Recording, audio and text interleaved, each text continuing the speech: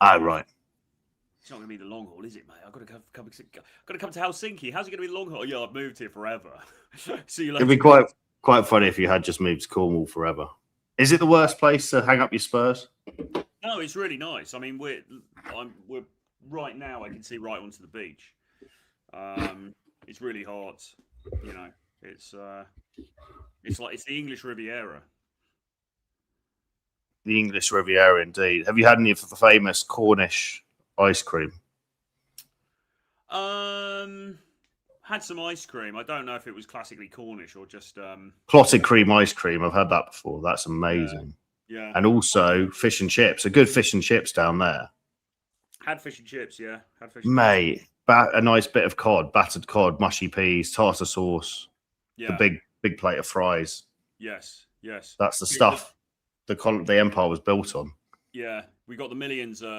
Hopefully tuning in at the moment. Well, what am I saying? The millions are tuning in at the moment. So while people are coming in, obviously just a bit of general chit chat. We're going to keep it short and sweet today because we're both.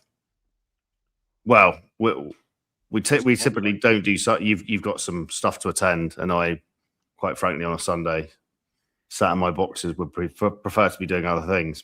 But we must cater to the millions. I hope they appreciate that. It's a day of rest. It's a day of rest in the Protestant working kingdom. Yes. Of course. Before we start, there's been sightings of a bald Geordie interrupting people's sets in Warsaw, Poland. Apparently. So what is this beef going down between our friend Mr. Breeding Sea and this other contingent of Southern Fairy Day Games? I get the impression that the allegation is that Brooding Sea has been, when somebody's been doing what he regards as spam approaching, he's been stepping in like Superman and breaking it up. So, and he said he's going to do it on Thomas Crown's next boot camp as well. So it wasn't to do with some bloke hitting on his bird? I don't know actually. Is that what it said? I think it was more. Well, maybe it was a girl that he knew, but also I think it's more him just, somebody does some day game he doesn't approve of. He's stepping in and breaking it up. So he's taken over from Herr Krauser as the Northern Day Game Police. He's actually a day game vigilante, actually on the streets of Warsaw. Is it Warsaw he's in? Yeah. So we're going to be seeing him, are we, interfering with our with our clients? Yeah. Well, there you go. The ups and downs of working in this industry. It's a dog eat dog world out there. Got to keep on your toes. So the obvious question, which is today, it is, let me guess, around 12:30 in where you are. What did you have for breakfast? Well, it's 1:30 actually. 1:30. So you've had breakfast and lunch now. Well, I had some cornflakes actually, which is not cornflakes in Cornwall. Yes, which is not usual for me, but when in Rome, so I had some cornflakes, and then haven't really had lunch yet. I think we've got a Cornish pasty on the way though, actually, which would be quite good. Oh, mate, I love a Cornish pasty. Yeah. Done well. They are fucking brilliant. Yeah, good. I mean, my mum's lived down here for quite a few years now, actually, and they're right on the beach, so the place is really nice. The beach is obviously beautiful at this time of year. It's really cool. I mean, it's underrated, I think, Cornwall. Good looking cat as well you had on your WhatsApp status. Yes. Very good looking beast. Yeah. So we will tear in some of these points, and we could always do a part 2. So basically the topic of the stream is, we've talked about this area before, but being the emotional drug dealer with women. So being a bit more leaning in, just not being afraid to ruffle emotion. I had a girl come round the day before yesterday, and it's a girl I've hooked up with a few times in Sao Paulo. She's clearly jealous of the fact I travel around. There's other insinuations on my WhatsApp status that I'm with other, women, whatever. I'm not directly rubbing in her face, but there's insinuation there. And I could tell she was all geared up, and she was making kind of comments in Portuguese. We had very, very passionate. We made passionate love, and then she kind of stormed out. And of course, during the lovemaking?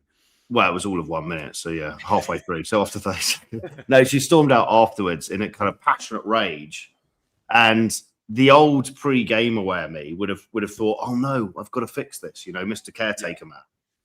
But when you've done this for a while and you realise actually any emotion is good emotion, inevitably letting her sit in that was great. And then the next day, she's messaging me naked photos of herself. So it's when you learn the game, when you learn the game.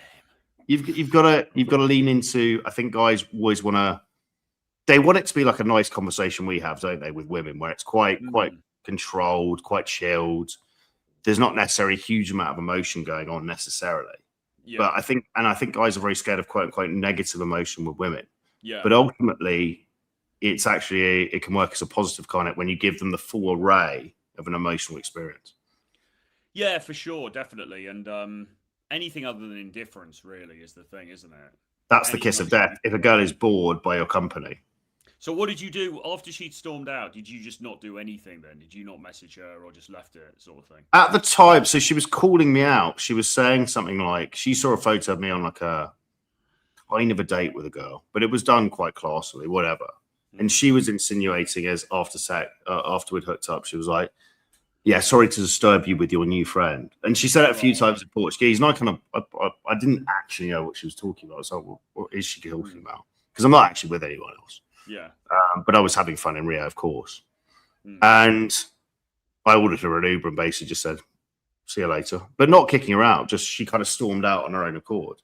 Right. And the old me would have been thinking, oh, shit, you've got to rescue it. But of course you don't.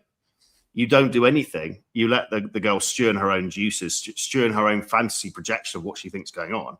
And inevitably, she came back a day later, sent her opening gambit was just a one-time view naked photo of herself.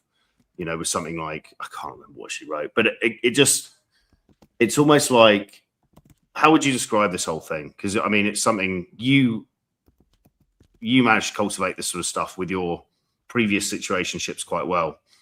Just because at that point in time, you were maybe on the, you were having a bit more extracurricular fun than maybe you would normally want to do. And so you came across as kind of this kind of emotional drug dealer character without even meaning to, because you were just a bit unavailable, weren't you, emotionally? Yeah, for sure. So, what are you saying? What would you call it, or what would you? I mean, it's just. How would you term it for guys who are like, what? You can cause negative emotion and there's no real fucking issue with that? Well, you want to be unpredictable, don't you? Unpredictable, that's the key. You want to not quite know which way it's going to go, what you're going to do next, how it's going to play out, because then it allows her to create a story in her mind about it, doesn't it? Whereas if it's just sort of like, oh, I've hooked this guy in, that's it. Whatever I say, if I say jump, he's going to jump. There's no question about it. Then it starts to get a bit boring for women, doesn't it? Unfortunately. Unpredictability is the name of the game. So as usual, we've got some key points to go through, and we will race through these in. Where is Jabba coming for a guest speech? Oh, jab. The first mention of jab. Everybody take a shot. Why is Steve Jabba? Steve Jabba gets so much more airtime than he really should. I mean, is he still relevant in 2026? I don't think he was relevant in 2006, to be honest. I mean, was he ever relevant? Would be the question. Well, about 35 years ago when he kissed that Colombian girl, I suppose. True. I was wearing shorts back then, Do you not wear shorts anymore? No, I do. Sorry, I do. I'm wearing shorts at the moment, but there's an old expression, isn't there? I was in short trousers back then, which used to mean I was a kid or whatever. But no, so, ironically, I'm wearing shorts now, so Well, it's hot. It's still hot in the Cornish countryside, isn't it? Yeah.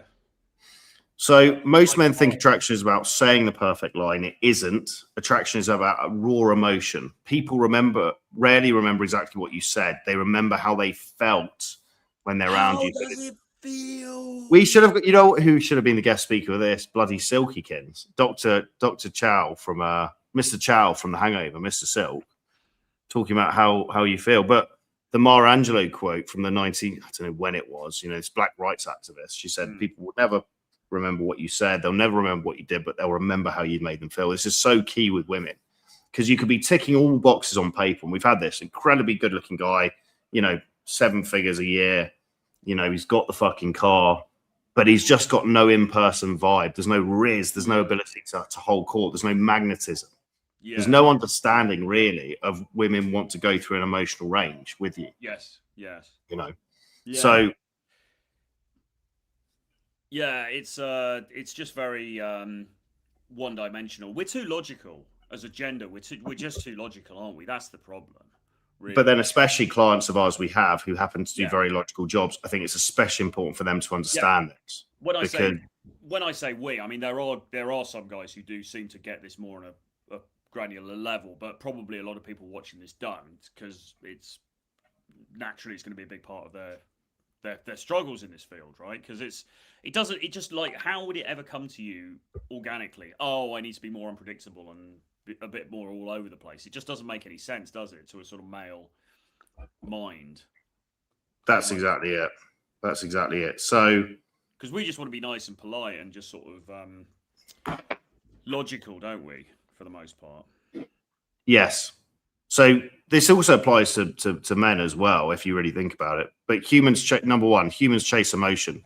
So people binge on Netflix, go on roller coasters, travel, dance, watch football, fall in love. Why? To feel something. A life with no emotional variation becomes boring. So it's why you watch a TV show. If you think of a TV show or a film and you knew the end of the film immediately, they played you the end of the film, or you just kind of knew the end of the film, how boring would it be to watch that fucking movie? Right? Life is a bit like that. We don't actually want the outcome. Our brains crave certainty because we want safety.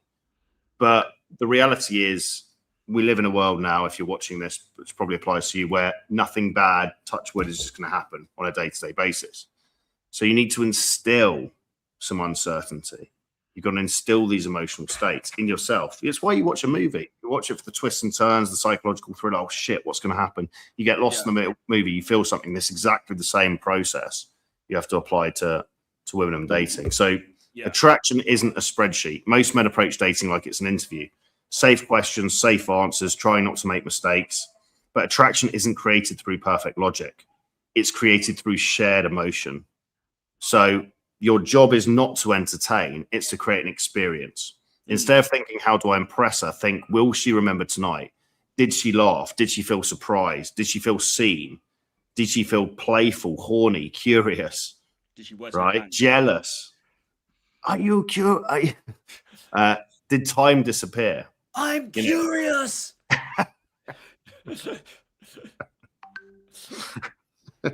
I don't know why that's so funny. Oh, and also, I don't know why I even say it like that, really, but it's quite funny, isn't it? Yeah, because he doesn't actually speak like Mr. Silk doesn't actually speak like Mr. Chow from The Hangover, does he? Like very frantic. He's actually very considered. It's more like, I'm curious. Yeah. So your job is to create an experience. Think of yourself as the conductor of an orchestra, and she's the audience. She wants to feel a bit of pain, a bit of jealousy, a bit of like, is this going to work out? Suddenly she loses your attention because you're speaking to someone else in the bar. Suddenly you're making her laugh, right? Suddenly you're making her feel turned on when you're getting in and creating some sexual tension. It's actually not that hard when you think about it overall to create different emotional states. It's just we're so scared usually. We're so desperate to get the bang done. We're not thinking, right, how to create an experience. And by trying to create an emotional experience, you obviously take the pressure off yourself as well, because you're not focused in on the end result. You're focusing on creating the different experience. Yeah, exactly. Well, Chris here says, I did one cold approach yesterday, was better than before, had a couple of minutes conversation, but she said she was seeing someone. I don't think I had her investing enough before I tried to get a number. Well, look, maybe she was seeing someone. Quite possible. But equally, it depends what the conversation was about. What was the nature of that conversation? Because this is kind of what we're talking about, really. You want to be creating emotions in that conversation in some shape or form, so that she's like, oh, wow, yeah, I'm really bought into this. I can feel a vibe with this guy. That's what we're aiming at. Now, you can't always do it, and maybe she genuinely, like I say, was seeing somebody. But could there have been a lesson to be learned here? Because, as I say, it's one thing to have we were talking to a client about this before, weren't we? There's one thing to have a conversation with a girl, great, but what kind of conversation is it? Is it one that raised her temperature, that got her curious, and thinking, or was it one that was a bit bland and a bit boring, right? That's it. I've realized also I made a mistake in the title. Stop trying to impress women, start making them feel alive. So we missed out the L on purpose, if any of you are paying attention, which you clearly are. Make them feel alive. It's Number a 4. cool way of writing it. Number 4, emotional variety beats emotional flatness. Great dates naturally include different emotional tones: laughter, flirtation, curiosity, teasing, anticipation, moments of calm, genuine conversation, a little uncertainty, sexual tension. Like a great film, they have contrast. So you should be thinking with women the whole time, right? If it is getting a bit flat, and this applies to the initial conversation, Yeah. your opener should be a bit off the wall, as you say, a bit out of pocket, because if it is, a confident, the two biggest hacks of the human brain that, scramble it and make it pay attention are authority, aka confidence, and novelty. So if you roll very confidently up to a random girl and go, "You've got the third best pair of shoes I've seen all day," she's probably going to go, "What the fuck?" But it's like a pattern breaker. It snaps her out what she's doing. Well, she'll be like, "I've heard the second best pair of shoes before, but I've never heard the third best pair of shoes." Yeah, were you trained by the legendary MPUA, Mr. Baxter? Yes, I was. But you're saying stuff that's a bit quirky, right? You look like trouble in a very confident manner. She's like, "What the fuck's going on here?" She's suddenly paying attention. And then you're riffing on her, teasing her. She feels something. That's why day game done very well as we teach it is actually a massive hack, because it's bringing her out of what she's doing, and it's you with her on the street or in the coffee shop. We'll be doing a special memorial all-night stream of the work of Robert Baxter. The work of Robert Baxter. Followed by the work of Brood. The work of Broodster. So emotional variety. Think about this when you're next with a girl in an initial conversation or on a date or even texting.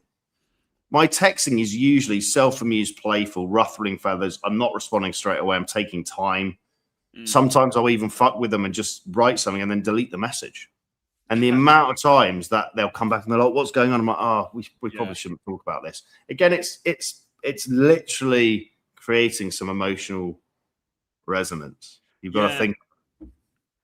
I think guys need to be a bit more. Ironically, guys need to be a bit more strategic and planning, with the fact they're a bit more chaotic. I think. Well, I'll tell you something that occurred to me the other day, actually, and we were having a conversation with another client, naming no names, of course. Confidentiality is key. What was his name? Can you say what? Can we do the Reservoir Dogs thing where you say the initial? And then he was talking about another client, and he said that this guy was very grounded in conversation. Right. And my first thought was, is grounded a really sexy way to describe somebody's conversation? If, like, I've never heard a woman going like, "Oh my," well, actually, maybe they would, but they'd kind of be glossing it a little bit. When you think about the classic male, heroes like Christian Grey or Heathcliff in Wuthering Heights, things like that, the dashing hero, the last thing she wants him to be is grounded. Do you know what I mean? "Oh, he's really grounded." Because grounded doesn't suggest any emotion is being evoked at all, does it? You know what I mean? It's just like, "Oh, he's really safe. Said no woman ever."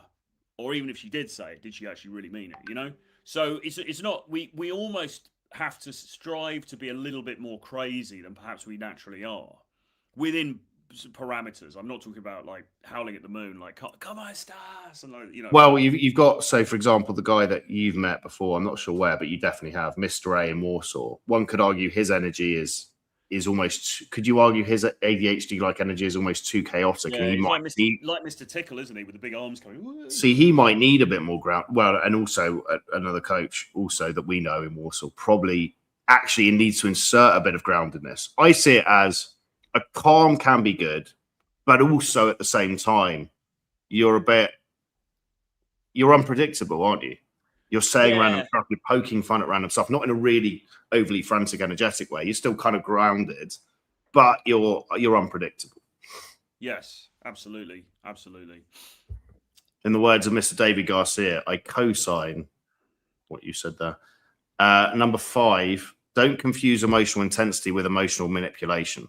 So some people create jealousy games, hot and cold, mixed signals, making people anxious on purpose. That can create intensity. That's what I do with women. But it often destroys trust. The better route is create genuine emotional rituals without manipulation. Well, I mean, I've written that down. I would say actually it's fine to fuck around a bit. So, I'm changing my tune on that one. Number 6, be emotionally expressive yourself. So many men suppress emotion because they think masculinity means being very, as you said, overly grounded in this kind of 2D, stone Mm. that can't be moved routine. But a grounded man should be amused, passionate, curious, bold. I'm curious. Bold, calm, excited, playful, without being reactive. So I think that's what we're trying to say. Yeah. Showcase the full range of emotion, but do it from a place of not completely upended and kind of ADHD schoolgirl, right? Yeah. Exactly. Any parish notices to go through? We've got 3 more points here. Well, Intelligent Bot says, I think people get carried away with trying to be quirky and it comes off as cringe. Well, that's very true. And actually, we have our mutual friend that we, sometimes question, our mutual former client, we sometimes question in New York, who definitely has slipped into zany and quirky territory, hasn't he? Yeah, I mean, but yeah, so you shouldn't really be aspiring to be quirky anyway. Or at least that would be the wrong. I know we're playing semantics here, we're circling around the same sort of thing, but anything that's a bit quirky, a bit zany, that's not really quite what we're talking about. We're talking about being emotionally polarizing, which I think is a different thing. You know, like, do you see what I mean? Because like when you think about that guy, when you think about our friend and former client, there's a quirkiness there. We're not saying do that. We're saying be somebody that makes her feel something. We're saying be somebody that makes her sit up and go, oh shit, what's going to happen next? I can't quite figure this guy out. Do you think any women are looking at that and are genuinely finding that attractive? No. in fact, I even gave it the acid test, and I run it past I ran it past my mother to see what her feelings would be. And what were her feelings? She said he looked when you've got a before and after photo, she said the before was significantly better. Yeah, I wouldn't disagree with that. I wouldn't disagree. So how do guys, we always get this, but to preempt it, but how do guys avoid being kind of cheesy? Well, I mean, you're being fun, but how do you not be cheesy or kind of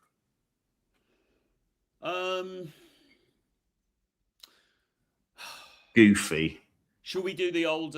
Should we just default back to the Daniel Craig's James Bond example again? Thing is, we can be. He's the definition of kind of grounded and mastery, but we can both be a lot more hyped up than that. But I don't think we're doing it in a kind of cheesy way, are we? We're just in the moment. We're having fun. We're passionate. We're triggering emotion in people. The reason I mention him is because, you know, that he's got that little sly smile, hasn't he? And he will drop in things sometimes that are a bit cheeky or even suggestive, like sexually suggestive sometimes. But it's done with that sort of wry smile. But there's no way you would call him quirky or zany or anything, you know.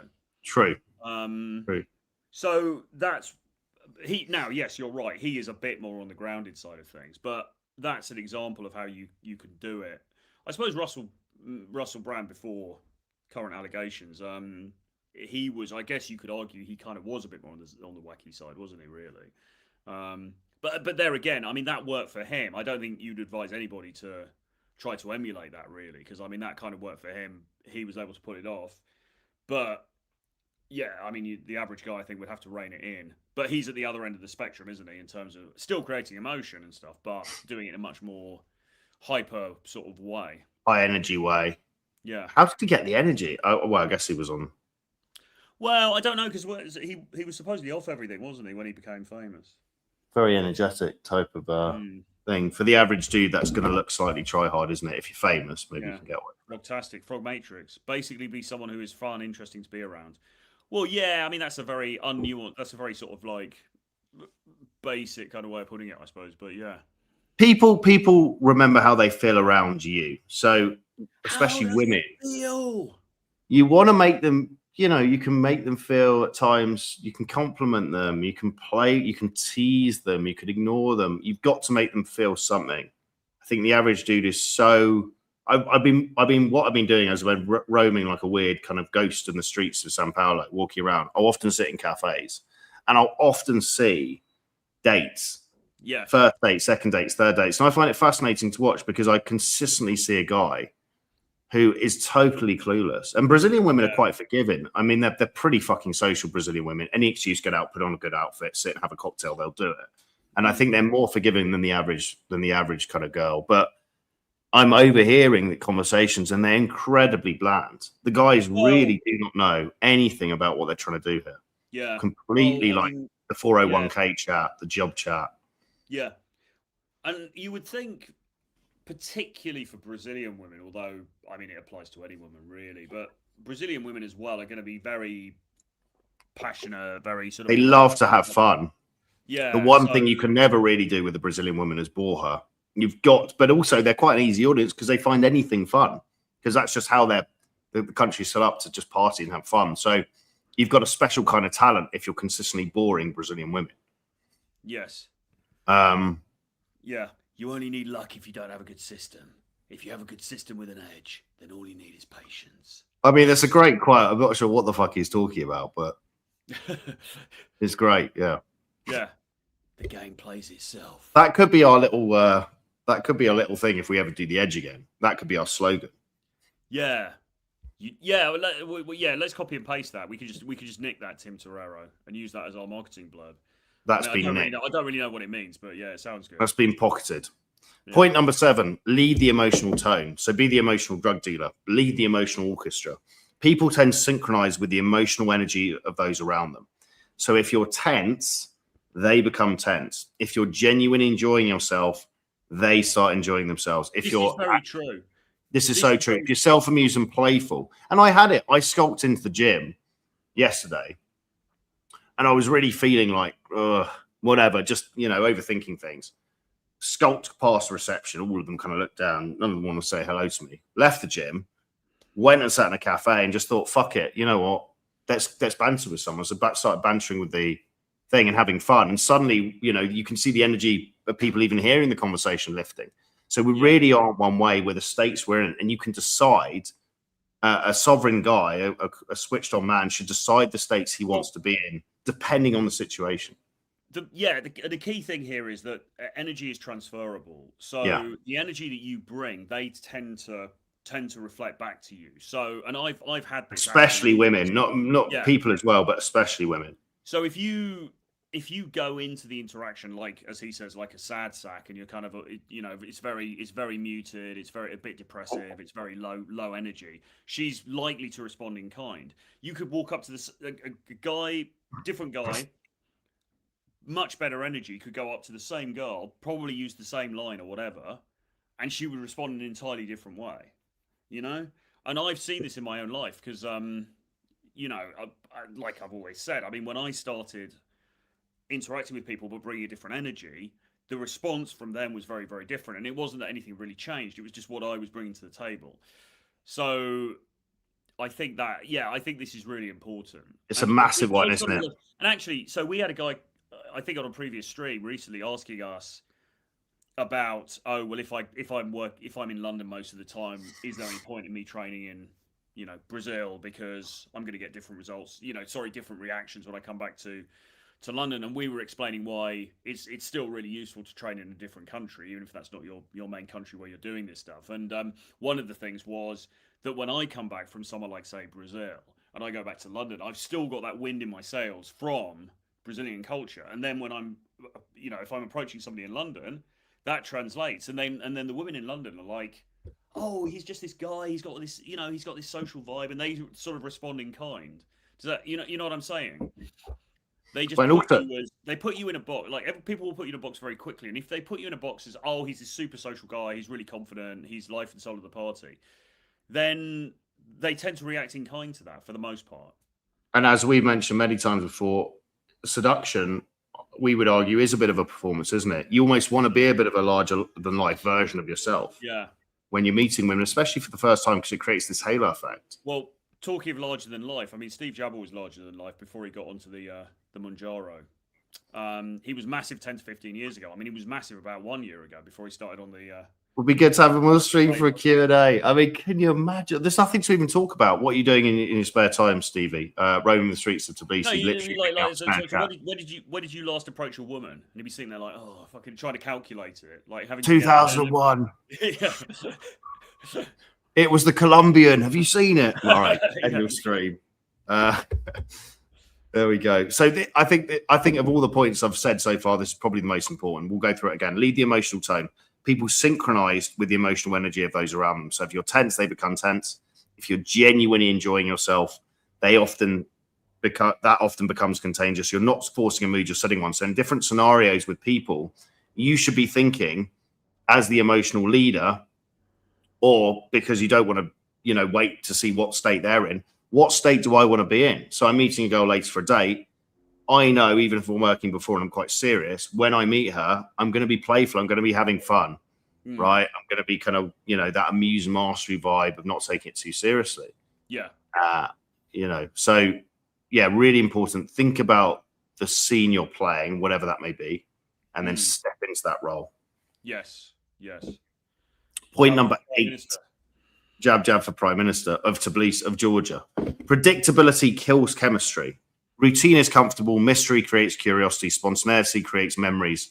Take the unexpected turn. Tell the unexpected story. Change venues. Challenge her playfully.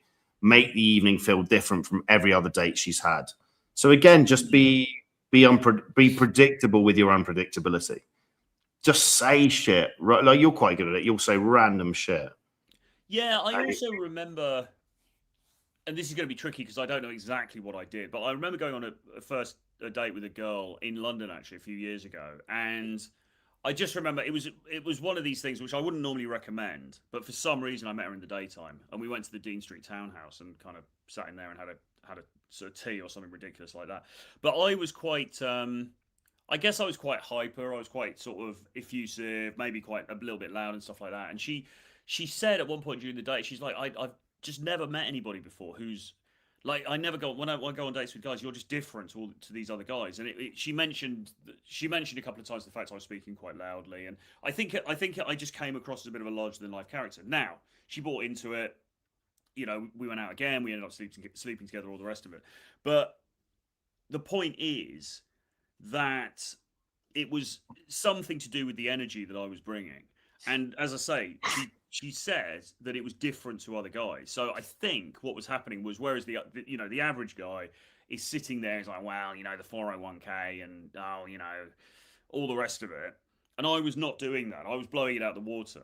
Not being quirky or wacky, but just I was quite loud, I was quite effusive. I was taking the date because I remember it. I don't remember exactly what was said, but I do remember the occasion. And I was just being a little bit irreverent, taking it in maybe slightly unexpected directions for the conversation and stuff. And she really bought into it. She loved it, So again, it's the energy that you bring. Because if I'd have come to that same date, but brought a very sort of lowered energy, low frequency vibe. Like, right, well, so where did you go to college and whatever? It probably wouldn't have gone well. Maybe I'd have never seen her again. So we're saying to guys, be a bit more amped up, be a bit more larger than life. Risk coming across in a certain way. So he says here, never bring up anything logical or serious. And there is something in that, isn't there? Although I suppose it depends at what stage, because obviously you can different, light and shade. Sometimes it is good to be a bit more serious and bring it into that register. You want a full range of things. You've got to be thinking not just always playful, but a full range of things. And also, I think what's lacking here massively, which guys are very bad at, which again is very effective once you practice it, is being more physical. So the girl's meeting me in the elevator going up to my place. I'm immediately putting her back to back with me, going, look how small you are, flicking her on the arm. There's a bit more physicality to what I'm doing as well. And that's a contrast as well. Not just verbally trying to beat a girl at her own game, which is the master of the verbals. It's not going to work. You've got to mix in a bit of masculine edge, which is being a bit more playfully dominant, putting the arm around her shoulder, right? Putting the arm around her neck, like this kind of thing. Hey, the Silver Bishop. The Silver Bishop, 1402. What a name. Bashing the Bishop. Bashing the Bishop, that old phrase. You and your clients doing London front stops on 20-something hotties while in your 50s and 60s. So presumably he imagines Tusk is in his 50s and I'm in my 60s, which is slightly worrying. Is that a compliment or I don't know. But look, I mean, this is again for the uninitiated. This speaks to the ignorance out there about the art and craft of digging. Because the thing is, it's never, and it certainly isn't now, just about the front stop. The front stop is something that people have done in videos in the past because it looked quite cool and it was easy. It looks dramatic. Yeah. the nuts and bolts, of your your dating life should not be based on the front stop, and ours certainly isn't. It's about so much more than that. It's about treating it as an urban playground, right? Social freedom plus charm. So can you speak to women in any environment? Yeah. Create a phone conversation that makes her feel something and grab a phone number or go on an instant date. That's what we're teaching here. The art of total social freedom with charm.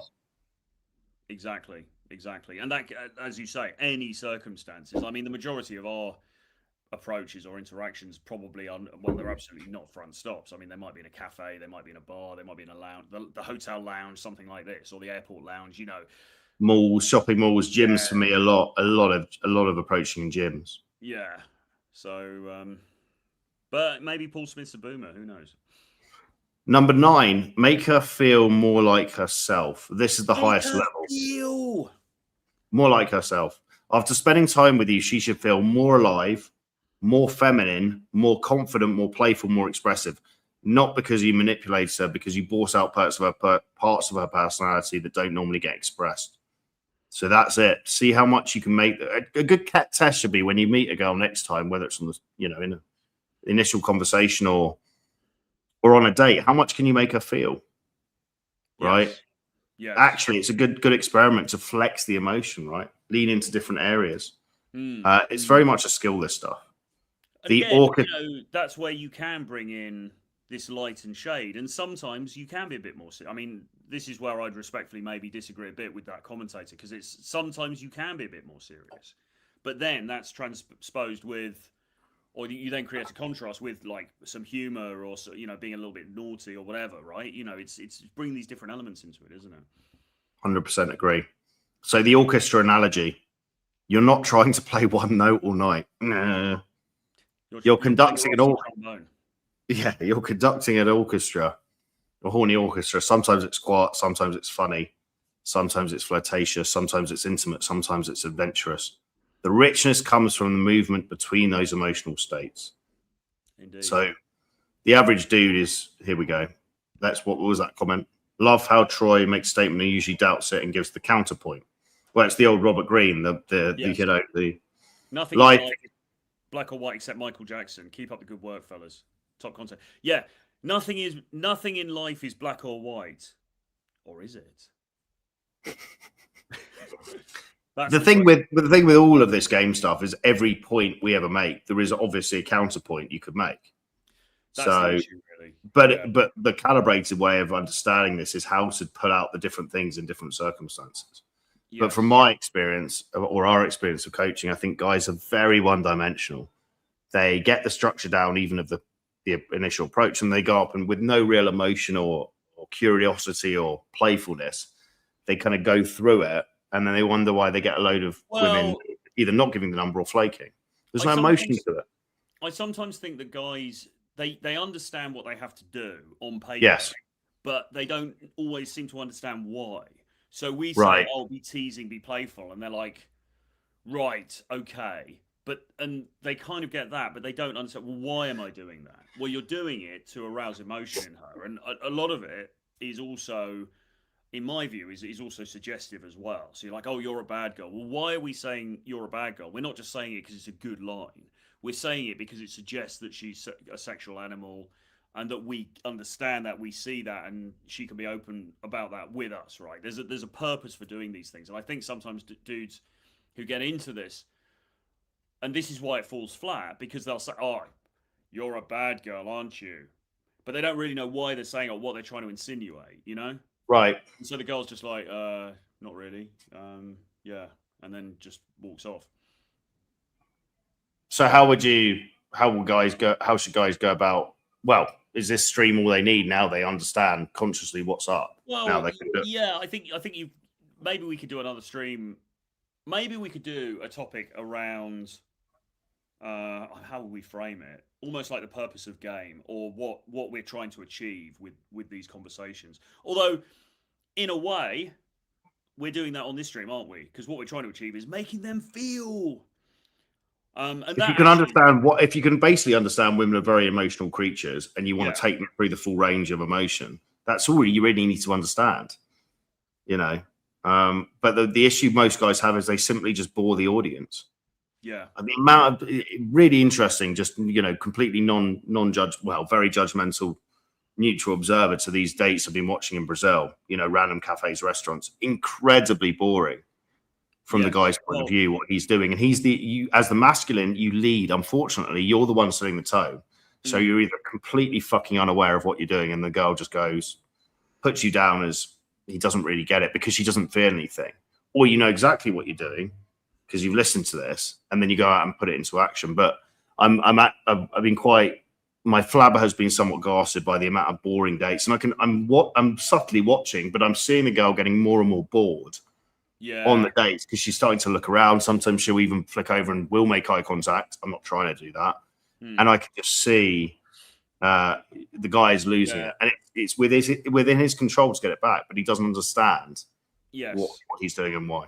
Yeah, I mean, I would like to watch dates as well when I'm out and about, and it's quite cringing though because you feel bad for the dude as well. Like I actually feel bad when it's a car crash and he's just you see the girl kind of like crossing the arms and leaning back, and she's just not that entertained anymore. It riles me. It riles me on a deep level. Yeah, most dates I've seen of civilians, let's say, have been boring. To be honest, I can't think of a time when I've seen a date and thought, oh, that guy's really acing it. So he says here, if cold approach is better for short term, is cold approach better for short term and social circle better for long term relationship? Not necessarily. All of that's a little bit of a crapshoot in the casino, isn't it? I mean, look, me and Troy both had substantially long situationships or relationships, however you want to call it, from cold approach. In fact, all of my relationships have been through cold approach. Yeah. None have been through social circle. I've had, I mean, social circle is also fraught with difficulties or challenges and problems. And even then, even if you do meet someone through social circle and you guys get together and you're happily married or whatever, there's no saying it's going to last for 10, 15, 20 years. I mean, there's so many other factors that come into play. It doesn't really matter how you met, Work on being a really attractive man and building an attractive lifestyle. And then from a position of strength, you're going to be dating a lot. You're going to be dating women, have many candidates, irons in the fire. And naturally, women will, when you've got this shit down, you're doing it correctly. Women push to see you more. Women you've hooked up with once or twice or three times are actively pushing to spend more and more time with you. That's how a relationship should evolve if you decide to let it to, because women are the gatekeepers of initial intimacy. Men are the gatekeepers of the relationship, the situationship. That's how it should be. So I understand the dynamics of this stuff. Intelligent Bot says, I think a lot of women will bring up duller topics like what you do for work, and it's your job to keep it fun regardless. That's really true. That's really true, because women are very adept socially. They really understand nuance, and woman throws a look, that can mean women are incredibly socially switched on, but their game, quote unquote game, isn't particularly good. So they will typically ask fucking boring questions. Well, also the onus isn't on them in the same way, so they can sort of just throw out some boring questions because they can't think what to say, and they're just like, okay, so what did you do for work and stuff. And it as you say, it is then your job. You can reject that thread if you want. You could just say, oh yeah, I work in finance, but anyway, listen, let's not talk about work. Tell me something about you. You can steer away from it, completely change the subject if you want to, or talk about it, but talk about it in an entertaining way, or there's various things that you can do. But often women will almost bring it down to the lowest common denominator of boring chit chat. But the problem is when she goes home, if the whole conversation has been dull, even if she brought up the topic, she's going to blame you anyway. 100%. Because all she's going to say is, oh, how was your night? Oh, it was really boring. That's all she's going to think. She's not going to think, well, maybe I should have brought up some more interesting topics. She's going to so it's absolutely your job. And we say to guys through the question game, ask interesting fucking questions. Yeah. Right? Make it a bit different. Yeah. That's how it should be. Any other parish notices before we summarize? Well, Tremendous Tripod says, you can't just rock up to a date and do a stand-up routine. You're going to have to answer boring questions at some point. Just don't bang on about your stocks and shares, ISA or pension. Yeah. I'm not sure you do have to. I mean, look, if I go on a date now and I'm vibing with the girl, she might ask me, what do you do? And I'm like, well, I do some stuff. But the thing is, I've traveled, right? I've traveled extensively. I'm really passionate about travel. I've been to and so we're going in. I'm just pivoting straight away from that, and I'm going into stuff that's interesting, again, emotionally stimulating, that I feel something from, so she feels that. So I disagree. You do not have to sit and answer like some job interview boring questions. Women don't give a fuck about your answers. And if you do meet a woman who is really drilling on those things, then she's probably not somebody you want to spend time with, because she might just literally have a checklist and she is measuring against that. But that's not the kind of woman you really want to you'd really want to see again anyway. But a lot of the time you can just head it off at the pass. You can just be like, look, yeah, I kind of do some stuff in finance. But you know what's really cool? What I love to do is X, and then move it on like that. So you're 100%. responsible for batting it off. Especially in the early stages. I mean, yeah, later on, if you guys are getting serious, you might want to know a bit more about what you do and stuff like that. But in the early stages, it should be fun and it should be playful. There's no need to go into huge detail about these things. Couldn't agree more. So, in summary, anything? Yeah, keep going through the questions and we'll summarize. Is similar but simultaneously different, and just enjoy the person in front of you. Stressing over rejection is silly, and focusing on the minority that do like you is the key to joy. That's a really, I very much agree with what he said there, because a lot of women you speak to are not sexually available, right? They're just not, you're not their type. They've got a boyfriend, whatever. And you're enjoying what is there without any attachment to outcome. And the ones that show genuine interest, you're driving that forward quite quickly and trying to get somewhere with it. So I think it's a very big sum. When is the cutoff to decide on Poland? Well, we've got, I believe, 2 spaces remaining from 6. And as with all boot camps, we get it. We have a chat. Me and Troy will jump on a call with you. If it's a good fit, you put down a 25% deposit. So I would send us an email. Send us an email, info@jamestuss.com or Troy at Real Troy France. Include your WhatsApp number. I'll send you a quick kind of dating intake form. Takes 5 minutes on WhatsApp. And then we'll set up a call. That's how it works. Yeah, do that. Yeah, Troy at realtroyfrancis.com or info@jamestusk.com or both.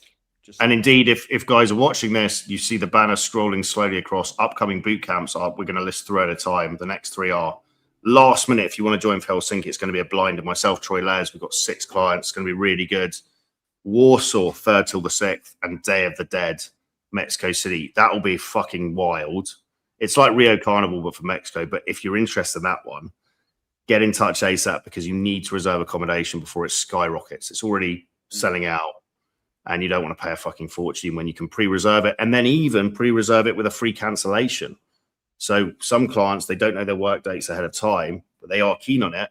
They'll reserve it, and then if they can't come last minute, fine. No harm, no foul. Cancel the accommodation. Don't lose anything.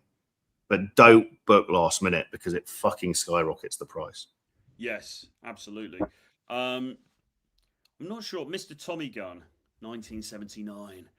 When were you at your happiest? Is a stone cold beast of a question. It blows their mind. I thought that was going to be directed at us for a second. I was going to be like, well, when I was balls deep in a pile of Columbus spiders. I mean, I don't know. Is that going to blow their mind? I don't know. A question that I always ask that gets them, it's not the most fun question, but it definitely gets them talking about themselves, and then you can elaborate on it, is what's your dream? And it's a quite open question, right? It can mean anything really, but I've never had a woman who doesn't then rabbit on for 5 minutes and give me loads of information about herself, which I can then talk about. Because guys are often worried, oh, what do I talk about? What's the conversation? Make the conversation about her. That's what she really cares about. You know? Yeah, absolutely. Hopes, fears, dreams, regrets. What does she like in men? There you go. There's your whole list of topics done. Yeah. Genuinely feel 5 rejections in real life are worth 5 numbers off dating apps. Yeah, I mean, it builds the thing that men are most scared of is rejection. So when you can lean into that and not give a fuck, as Chase Hughes calls it, leaning into social injury, realizing it's a temporary state and it doesn't fucking matter. When you can accept that and even revel into it and even seek it out, you become emotionally invulnerable, formidable, really, because most men are too scared to even initiate the initial hello, you know? Yeah. Jim says most things that guys ever do, or most guys ever do, from putting products in their hair, going to the gym, or joining the military, is done with the express purpose of impressing women. It's simple biology. True, I guess. Well, unless you're joining the Foreign Legion. Because guys used to do that when they came out of a marriage or relationship, didn't they? It's like, oh, I've got nothing else. I'll join the Foreign Legion. Was that the thing? Yeah, That's quite funny. it's almost like, I guess it was almost like a suicide mission, but it was like, yeah, fuck society, fuck the world. I'm just going to go off and maybe die, but whatever. You know. I mean, women are the choosers. Esmeralda. Women typically are the choosers. They hang out, as old Rich Cooper would say, in his car. They hang out at the finish line and bang the wingers. It is the man's job to build himself, right? Men are not born; they're made. So you have to forge yourself through to the best possible version of yourself, Jungian style, and present it to the world. Mr. Tommy Gunn, I might have to come to Poland and deliver a masterclass, gents. Well, be careful because you might have a bald Geordie interrupting the masterclass to correct you. Can you imagine if we're trying to give our morning team talk and then Broody storms in, rips the Greg's tables apart? Yeah, fuck this. And he's got his can of Tennant Super pouring it on himself. You know, what are we going to do? Fucking hell. All right, how important do you guys think status is? E.g., the manager at work or the business owner. Women in that space seem really influenced by this. Well, maybe, but I mean, we're not talking about meeting women in those spaces. We're talking about getting away from those hierarchical spaces. Because the manager at work, yeah, maybe in the work context, people are like, oh, you know, Steve from the Swindon office, he's really cool because he runs this team of 15 people. But taking him outside, nobody gives a damn. Do you know what I mean? That's why we're getting away from hierarchical spaces of this kind. Yeah. Status is important. I mean, look, if you got some semi-fame or whatever, you're going to get laid, aren't you? Tripod. Can you rock up to Warsaw on the day and just have a crack at a few approaches, or do you need to be formally booked in? Mate, if you want to join our boot camp, you have to be formally booked into our boot camp. Nothing's stopping you rocking up to Warsaw and talking to some people if you want to, but it won't be with us. That's the thing. It sounds like Warsaw is appealing to a lot of you men. So please, just the simplest way is get in touch, send us an email, include your WhatsApp, we'll have a chat. It's very, very simple. It is a great city, though. It really is for all this stuff. It is some very hot women. You've got a personal affinity to it as a place. I think it's very cool. Yeah. I mean, it never disappoints in terms of dating. Yeah. Wait a minute. What's this finally? Any book you recommend about self-love? Or what do you recommend to start on the process of self-love? Copy of Mayfair? Copy of Razzle? We're not talking about... Mate, the old school porn mads, they were, before this ridiculous overtaking of the internet with hardcore porn. Yeah. I appreciate a good dirty mag under the glossy cover, dirty mag under the bed.